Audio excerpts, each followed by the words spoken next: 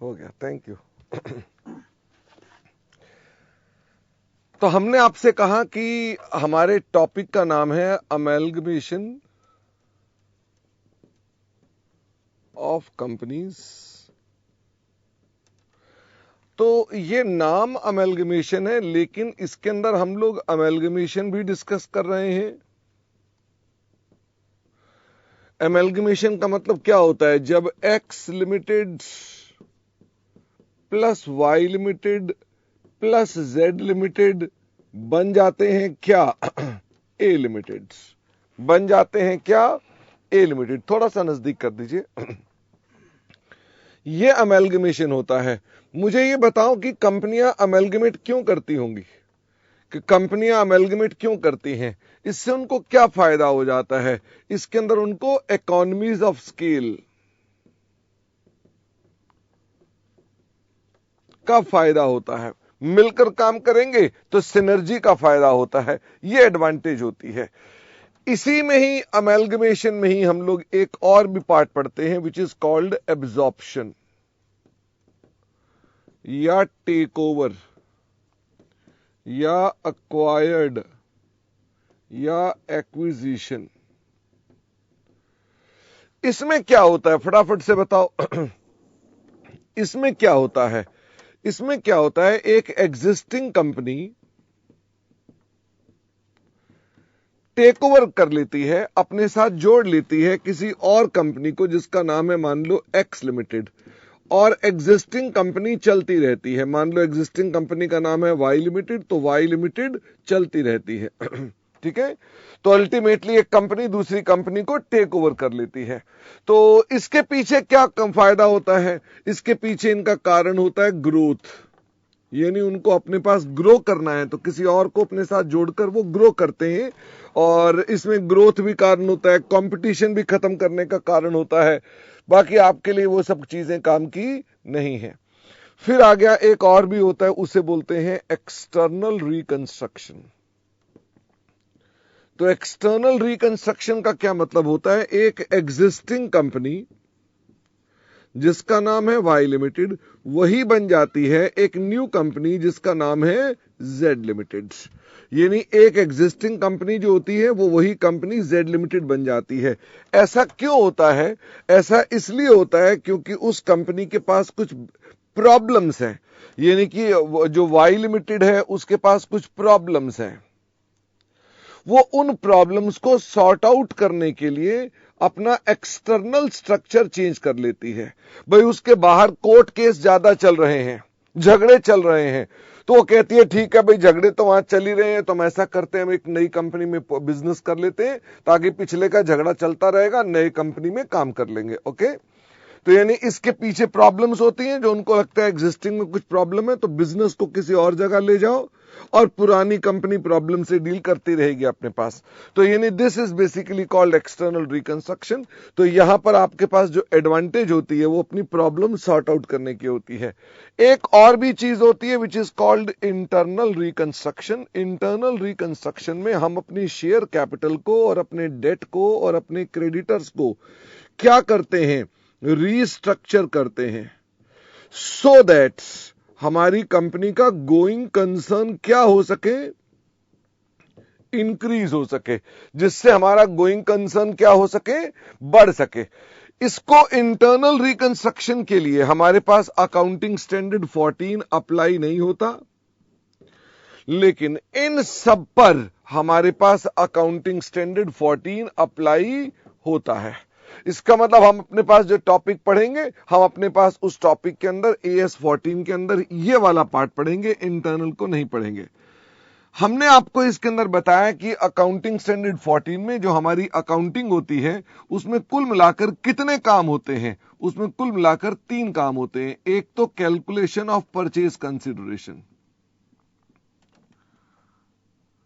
Purchase consideration को क्या बोलेंगे? धंधे की वैल्यू,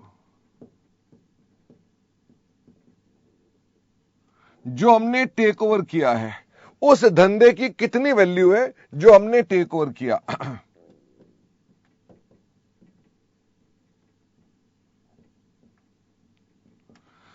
मुझे ये बताओ, परचेज कंसिडरेशन निकालने के हमने कितने मेथड बताए थे?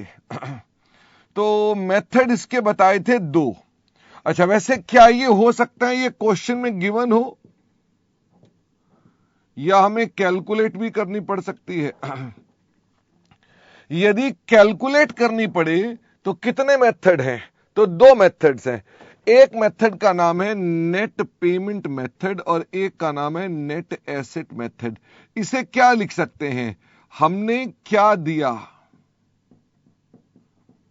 हमने क्या दिया। ठीक है, मतलब हमने कितने पैसे दिए, हमने कितने पैसे दिए, ऐसे लिख दें, हमने कितने पैसे दिए।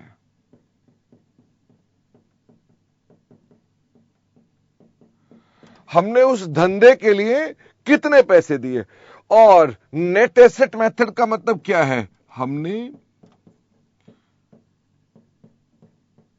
कितने के नेट एसेट्स खरीदे। ठीक है, हम कौन हैं?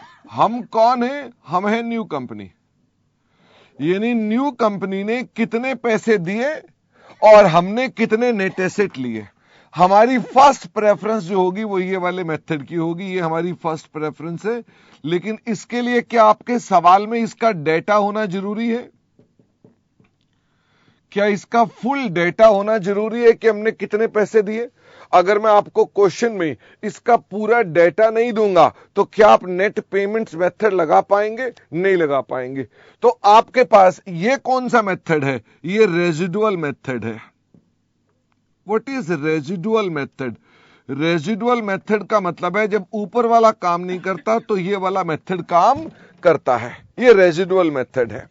हमने आपसे कहा था मैं आपको अभी जो क्लास में स्टार्टिंग करूंगा, क्या मैं आपको अभी इसके बारे में ही स्टार्ट करूंगा? I will start here. ठीक है, तो मैं आपके साथ ये वाला स्टार्ट करूंगा। ओके, फिर उसके बाद हम इसके ऊपर भी आएंगे। फिर मैंने आपसे कहा कि हमारे पास एक होती है बुक्स ऑफ ओल्ड कंपनी।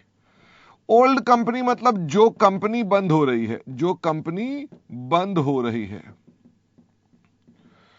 तो जो भी कंपनी बंद हो रही है उसके अंदर हम बुक्स को बंद करेंगे। सर बुक्स कैसे बंद करेंगे? इसमें ना कुछ कुछ ऐसे ऐसे अकाउंट बनाएंगे। रियलाइजेशन अकाउंट, कुछ याद है आप में से कुछ बच्चों ने हो सकता है ये अकाउंट पढ़ा हुआ हो क्लास 12th में या यूनिवर्सिटी में। रियलाइजेशन अकाउंट, वहां पर आप ना पार्टनरशिप फर्म की डिसोल्यूशन कर रहे थे। तो पार्टनरशिप फर्म की डिसोल्यूशन करने के लिए जो स्टेप्स थे वही स्टेप्स यहां पर भी आएंगे।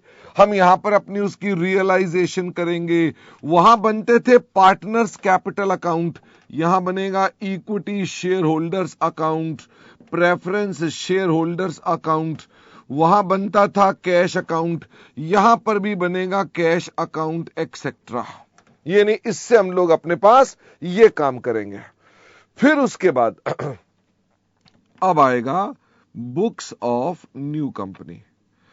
तो बुक्स ऑफ न्यू कंपनी मतलब जो कंपनी कंटिन्यू करेगी, जो कंपनी न्यू बिजनेस को कंटिन्यू करेगी, न्यू बिजनेस कंटिन्यू करेगी। भाई कोई कंपनी बिजनेस कंटिन्यू करेगी ना, मुझे फटाफट से बताना। इस केस में एक्स वाई जेड में कौन बिजनेस कंटिन्यू करेगी? A limited. वाई और एक्स मिलकर बन गए वाई, तो कौन कंटिन्यू करेगी? Y limited. वाई का बिजनेस बंद होकर जेड के पास चला गया, कौन कंटिन्यू करेगा? Z limited. ओके, तो जो भी कंपनी कंटिन्यू करेगी। यहां पर आकर हमारे पास 2 बातें निकल आती हैं कि यह हो सकता है in the nature of purchase, या ये हो सकता है in the nature of merger. क्या हो सकता है? In the nature of purchase या in the nature of merger. तो परचेज क्या होती है? परचेज और मर्जर को आइडेंटिफाई करने के लिए कुछ कंडीशंस चेक करनी पड़ती हैं। वो कुछ कंडीशंस पूरी होती है तो क्या कहलाता है? मर्जर कहलाता है, वरना क्या कहलाता है? परचेज कहलाता है। हमारे सवाल के अंदर मैं अभी आपको इनकी कंडीशनें नहीं बताऊंगा, वैसे ये बताओ, अगर मैं आपको पहले कंडीशनें बताऊंगा तो आपको समझ में आ जाएंगी। आप ये भी नहीं जानते, ये भी नहीं जानते, मैं आपको डिफरेंस बताना शुरू कर दूंगा तो सिवाय रट्टे के कुछ नहीं होगा। ओके, जैसे यहां पर भी मैं आपको अगर इन दोनों को पहले इकट्ठा ही कराऊंगा तो नहीं समझ में आएगी। पहले एक के ऊपर महारत हासिल कर लो, फिर उसकी कमियां निकालकर दूसरे मेथड के बारे में बात करेंगे। बात समझ में आती है? इसका मतलब हम अपने पास जब स्टार्ट करेंगे तो मैं इन दो चीजों से स्टार्ट करूंगा। ओके, और बीच में कहीं पर मैं कंपनी बुक्स बंद करनी भी सिखा दूंगा। तो ऐसा करने पर भी मेरे पास काम बड़ा सारा हो जाएगा। मैं आपकी जानकारी के लिए बता दूं कि मेजॉरिटी क्वेश्चंस किसके होते हैं? इसके होते हैं तथा इसके होते हैं। इसका मतलब यह कि मेरे पास मर्जर पर बड़े कम सवाल पूछे जाते हैं। ऐसा नहीं कि हम छोड़ देंगे, इसका मतलब इस पर बड़े कम सवाल पूछे जाते हैं, या नेट पेमेंट मेथड में सवाल लिमिटेड हैं, बहुत सारे नहीं होते हैं। ओके, इसका मतलब क्या हम अपने पास अपना मेजर टॉपिक इधर से डिस्कस कर लेंगे, फिर इधर भी आएंगे, इधर भी आएंगे, सब काम करेंगे। ओके, तो मैंने अपने पास एक टॉपिक का आपको कल रूपरेखा बताई थी और आज हम अपने पास उसी को आगे लेकर जाएंगे।